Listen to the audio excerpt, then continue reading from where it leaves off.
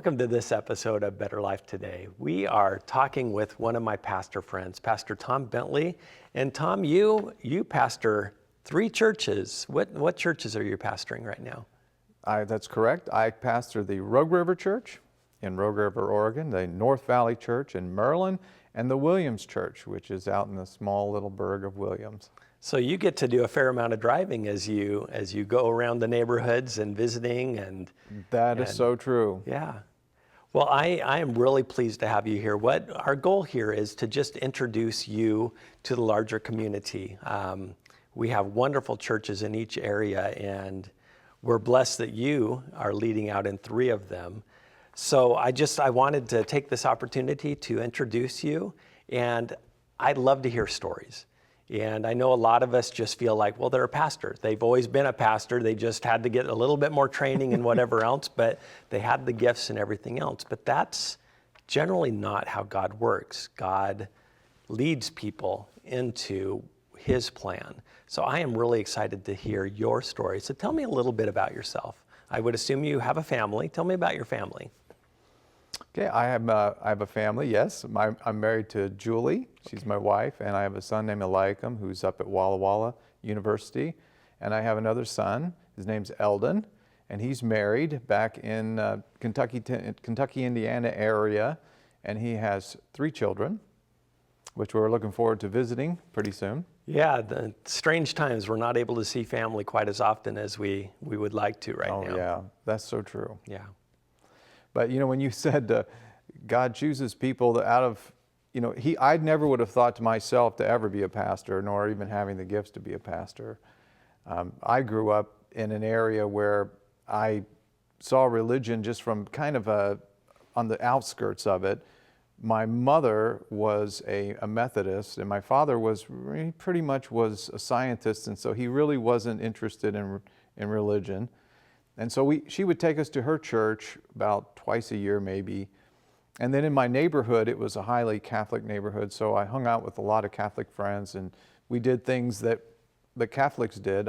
I would say that I was a pretty good Catholic the way I lived, socially and things like that growing up, and then going into the community, getting my college degree in engineering, and then starting to work. And as I was living in this area, I was just always at the outskirts of Christianity. I saw what was happening with my Catholic friends and how we lived, and I never really saw that as biblical. I just saw it as something, and so I never really connected too much. So you're kind of on the periphery of a relationship with Jesus, and it was more just behaviors that people had. And then the other part of it was the career that I began in was working for the Department of Defense, and I was working initially in acquisition of radar systems for various different aircraft that they were purchasing, but then later on moved into the black world, if you will. And in that area, I was constantly traveling. Okay. And that did not mend very well for either relationships or for getting involved in anything socially, really, because I was always on airplanes and traveling. Now, that's a term I'm not familiar with. What is the black world?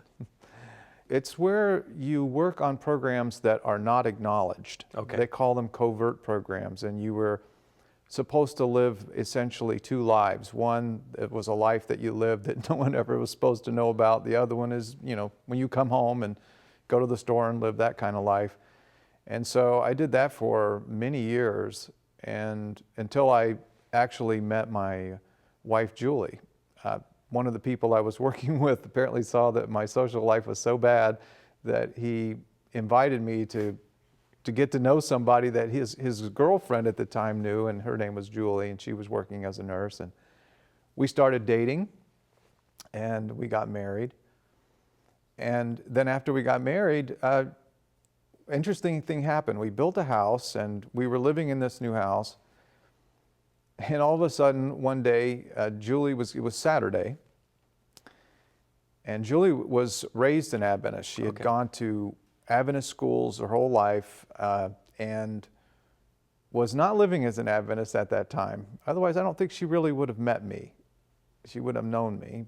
And that morning, I can remember we were upstairs, and I was still sleeping. She went downstairs to do something, and the next thing I know, she came right back upstairs and she looked me right in the eye and she said, I'm going to church today. Really? You can come with me if you want, but I'm going to church today. Just as almost as if someone had knocked her down the stairs. I mean, literally woke her up about what she was doing or what was happening in her life. That's the way she kind of described it to me. And, you know, being a dutiful husband, I said, oh, okay, I'll go with you. So Julie and I went to the closest church that was to us. It was Seventh-day Adventist Church. It was called the Beaver Creek Seventh-day Adventist Church. And we sat there in the church. And there I was, an unchurched person who had sort of a familiarity with Christianity only through culture, really, sitting in this church and watching what was going on. And I found it really interesting that there was a couple that we sat right next to. And it's funny how people, when they come to churches, they don't know anyone, they'll sit in the same spot. And there was a couple sitting right next to us, and an older gentleman. And I remember he was so friendly to me. And he would shake my hand. He was glad that I was there. And pretty soon we started attending that church full time. Come to find out later that the man that sat right next to me was not a baptized believer. His wife was, and she got him to come to church, but he was the one that kept us coming to church because he gave us this comfort to be sitting there in the church with him. Right. And Julie and I, she really basically went up to the pastor. His name was Robson de la Vera, and she said, Pastor, you got to come over and study with my husband. So in the midst of that, in my travel schedule, it took about a year, and we went through the Revelation Seminars Unlimited. That's the one that he did with me.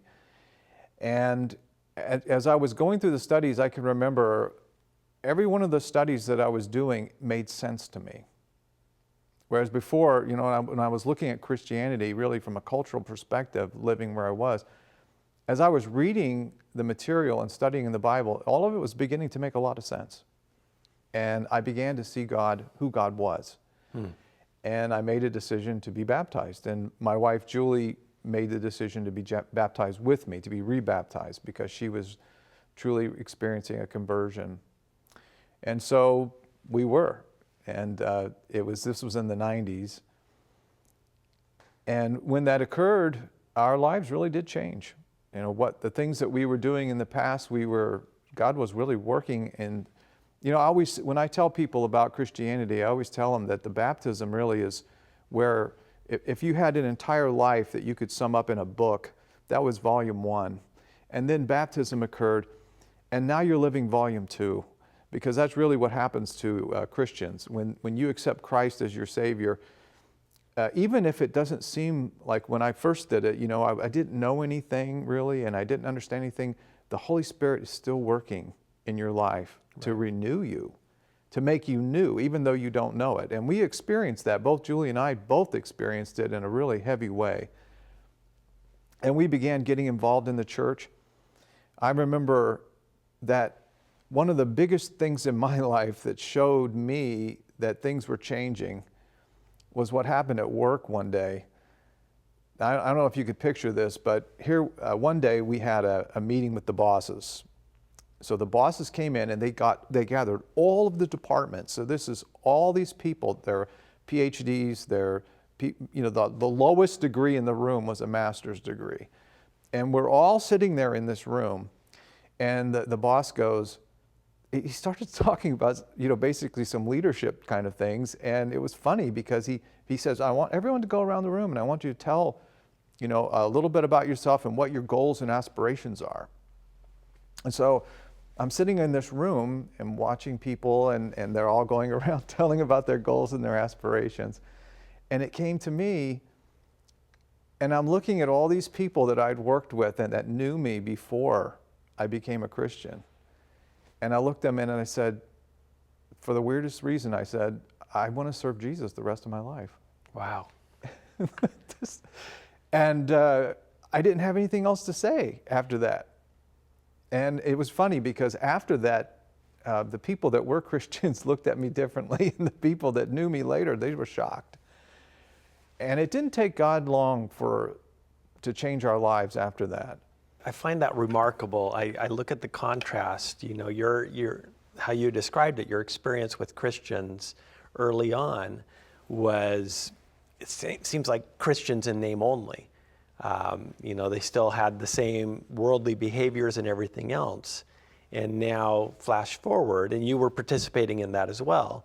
And then flash forward and you've experienced conversion, and you're not talking about Christianity that's lying on the surface. You're talking about transformation. Yeah. Where I want to live a life that is fully God-focused. I mean, what a remarkable thing God can do to a heart. Oh, yeah. And he can go beyond that even, because the Lord led us from the lives that we were having, which was working in a profession that was engineering, to just wanting to leave that profession and go out to choose just to follow God, to go wherever he says to go. And you weren't in this profession casually. You had your master's degree, you had your engineering degree.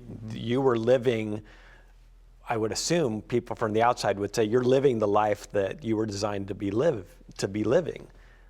Oh yeah, absolutely. It was a great job. Yeah. But God had different plans. Yeah, it was an exciting job too, because you got to go places and see things that most people don't get to see. But when the Lord calls, it is a different calling. I remember one time, Julie and I, this is about a year after the baptism, we were on, we lived close to a bike path. And at the time, line skating was popular, so we were line skating.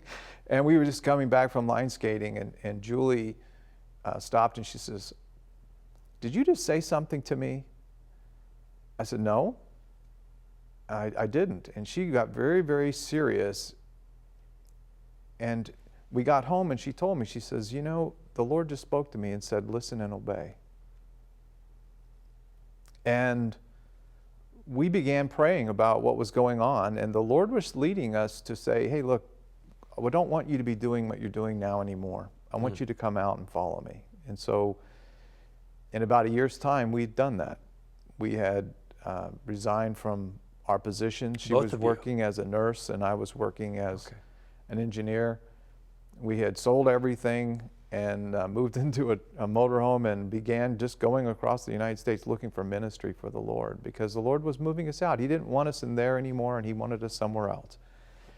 And one of the things the Lord showed us is he began to show us that the days that we're living in today, I mean the season we're living in, he began to tell us that was going to happen.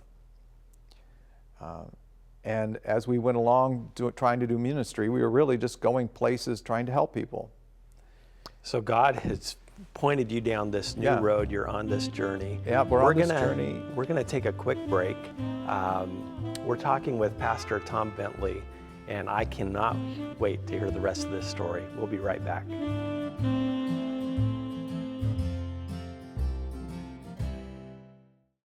Better Life Broadcasting is a viewer-supported Christian media ministry that offers streaming programming via apps on various devices.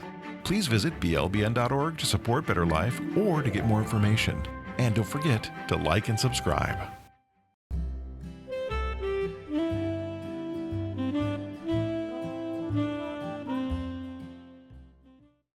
Welcome back. I am visiting with Pastor Tom Bentley. You are pastor of the Rogue River, North Valley, and Williams churches here. And before the break, we were talking about how God just got you down this new trajectory. You had this life that was a good life, it sounds like. And what I'm hearing you talk about, God didn't yank you out of what you wanted to do. He developed something in your heart where you were all in. So you're driving down the road now with Julie. Did you have your kids, any kids yet at this point? Yeah, we did have a kid there. Okay. Yeah. But one of the things I want to point out is that it's funny how God moves you in different directions and puts you together with other Christians that then propel you in a direction. You know, there are people that I met when we were doing ministry. We did several different things while we were traveling, but the one person that really helped us, moved us a little bit, was a pastor. And we met him in Arizona. We were going to a little church called Maryvale, and we were doing ministry for the homeless there. And I was also helping with the Maricopa Indian Reservation, just doing things for them, not really much in ministry, but just helping, that kind of thing. And Pastor Don Smith saw us, and he began to work with us because we have musical backgrounds, Right. both Julie and I, from the past, the old days. And we put that with music with him. We got him part of his praise team, began part of the worship service that he was running. And it was Pastor Don that said to me, you know, I think I know where the Lord's leading you. And he wanted me to go to the seminary. Okay. We had originally planned on trying to be missionaries. I mean, that's what we thought that God wanted us to do. And we had just had a child there in Phoenix, and we had applied to go to Nepal to just be missionary couple there. And we were in the interviewing part of it. And all of a sudden the Lord changed it.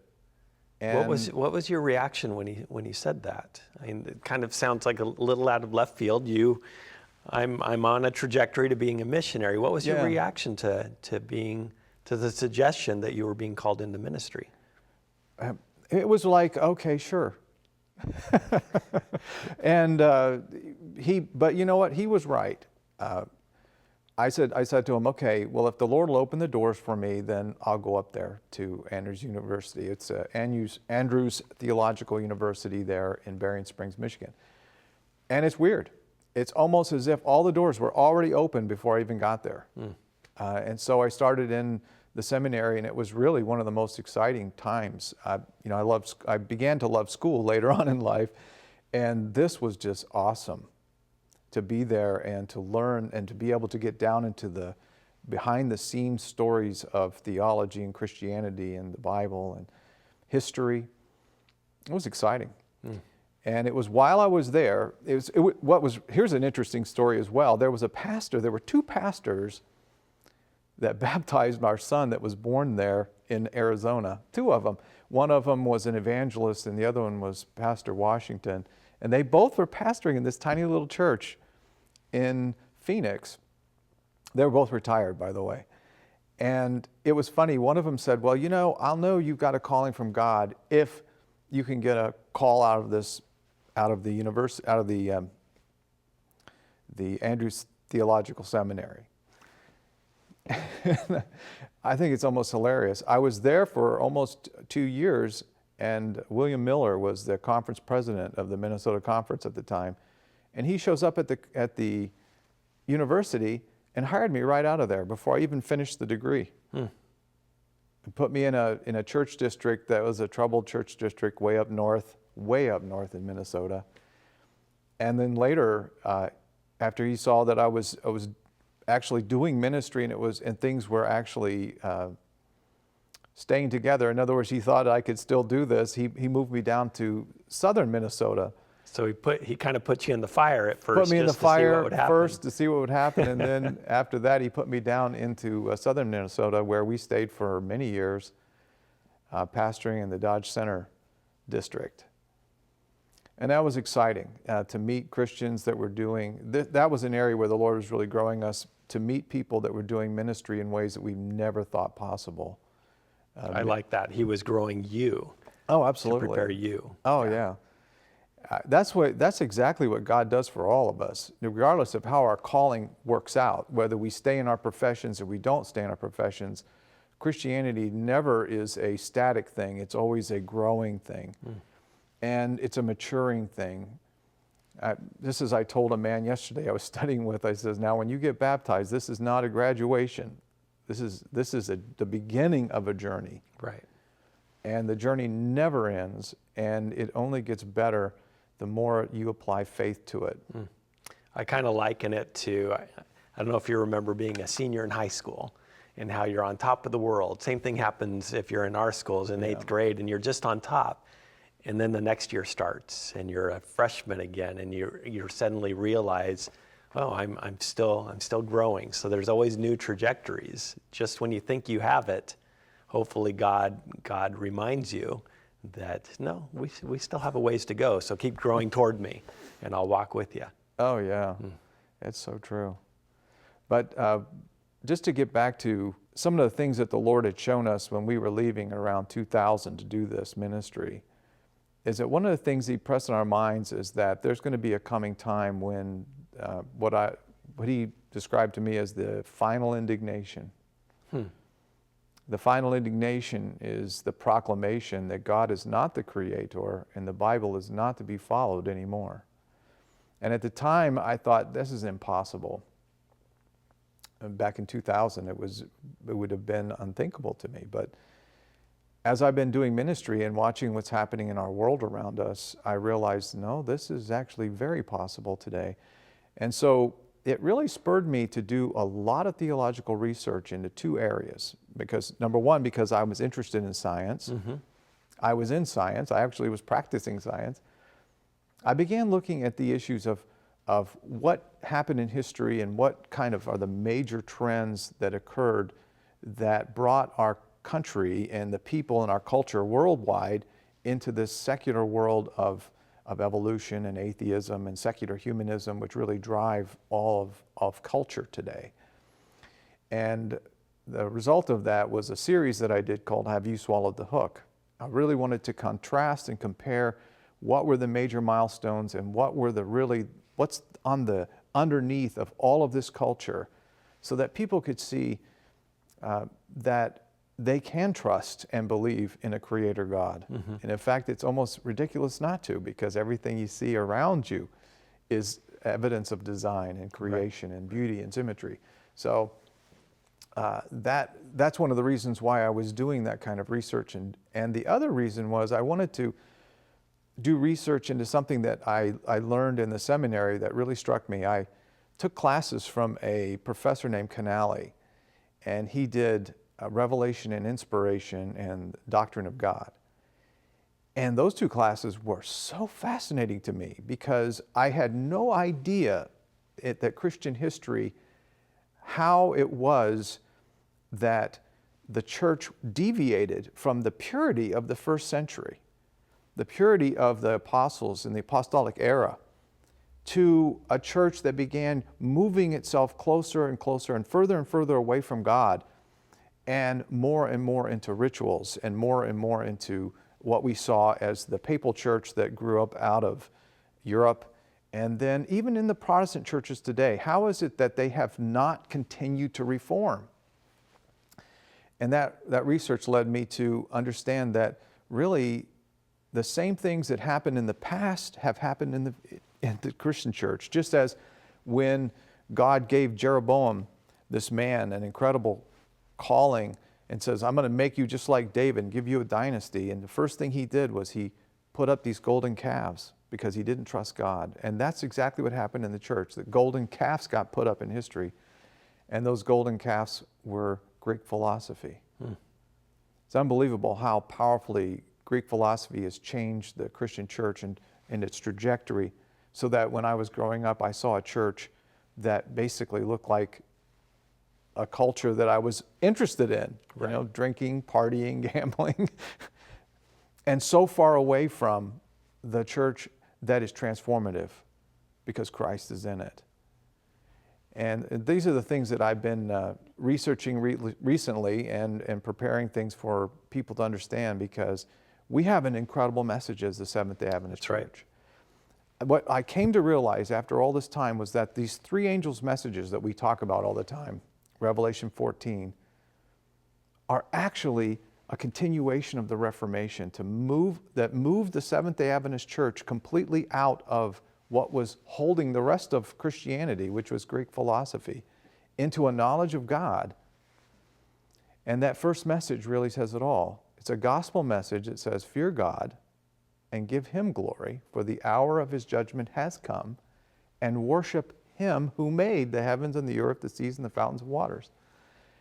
By moving into that understanding of God, we completely can take away the Greek philosophy.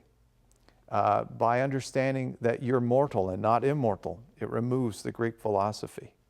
There's so many things about how God put the Adventist church together that completely separates us from the thing that basically the compass setting that was set by the 2nd century Christians and onward that moved us away from a knowledge of God. And that's what's really exciting to me as I've been doing this research and understanding that we have a whole different story to tell the people. Right, and God, through transforming you, you had a life trajectory there in front of you. You had a happy life, and God saw something, or I don't know how it works, but somehow your spirit changed, and you allowed God to change your focus to one where you could share with people in a way that you never could have in your old life. Now you're a pastor. Now you're in an environment where you get to, as your job, learn these things and then express them to the people in your communities. I love how we have a God, He's the God of transformation. And He simply asks us to be willing. And I also love in your story how you have these milestones of people. You had the older gentleman in the pew next to you who encouraged you. You have the pastor who saw what you had and challenged you. And then you had you and your wife who listened and were willing. I want to thank you for joining us today. I love hearing people's stories about how God reached out to them, and it can just be a little adjustment or it can be a completely transformed life. So we'd like to put your email address up so people can reach out to you if they have any questions. And I want to invite you to contact him. Look into joining his church. Come visit. He's at the Rogue River, North Valley, and Williams Church. You have a church in your community. You have people that you can engage with that will help guide you toward Jesus. And you have the opportunity to do that very same thing for others. Thank you for watching today, and God bless you as you reach out in His name. And bye-bye.